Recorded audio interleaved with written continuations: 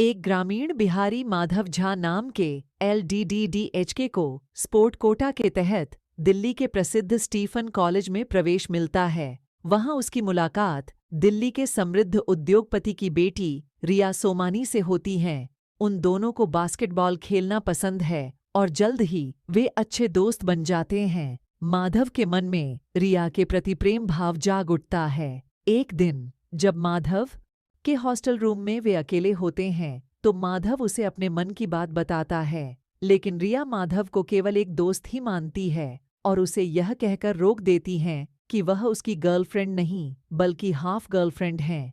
इसके 1 साल बाद अपने पारिवारिक और बचपन दोस्त के साथ शादी कर रिया लंदन चली जाती है। इधर माधव भी प्रसिद्ध बैंक में काम करने लगता है, लेकिन फिर जॉब छोड़ कर वह अपने गांव वापस आ गया। गांव में वह अपनी माता की सहायता करने लगा और बिहार में एक सरकारी स्कूल चलाने लगा। पैसे जमा करने और इमारतें निर्माण करने के लिए वह स्थानिक एमडोनियल से भी लड़ने लगे। बाद में किसी एमडोनियल से उन्हें पता चला कि बिल गेट्स कुछ स्कूलों को फंड देने के लिए बिहार आने वाला है और यदि कोई स्कूल उन्हें आकर्षित करने में सफल रहती है तो बिल गेट्स उसे फंड देने वाले थे। माधव ने बिल गेट्स को प्रभावित करने के लिए अंग्रेजी में भाषण भी बनाया, लेकिन आत्मविश्वास की कमी के साथ माधव प्रवाहिक अंग्रेजी नहीं बोल पाया। इसीलिए माधव ने पटना में अंग्रेजी भाषा की क्लास भी लगाई ताकि वह अंग्रेजी भाषा का ज्ञान प्राप्त कर सके।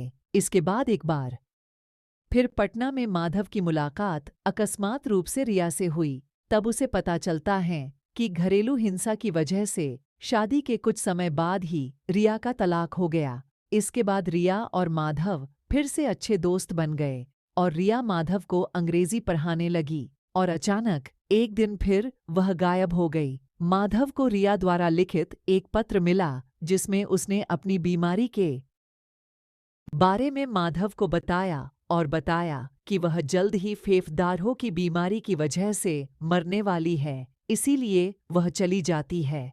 पुनः गायिका बनने के लिए रिया का न्यूयॉर्क जाना और संगीत के कार्यक्रम करना तेजी से बदलते किसी फिल्म के दृश्य अधिक लगते हैं। इसी शीघ्रता से बदलते कथानक में माधव 1 साल बाद न्यूयॉर्क जाकर देखता है कि रिया तो जीवित है और उसी टाइम्स स्क्वायर पर जाकर संगीत का कार्यक्रम कर रही है, जहां हाल ही जाकर हमारे प्रधानमंत्री नरेंद्र मोदी जी ने अमेरिका में बसे भारतीयों को संबोधित किया है। समूची कहानी को पढ़कर सीधा सादा अर्थ निकाला जा सकता है कि यह उपन्यास चेतन भगत ने किसी फिल्मी प्लॉट को मस्तिष्क में रखकर ही लिखा है।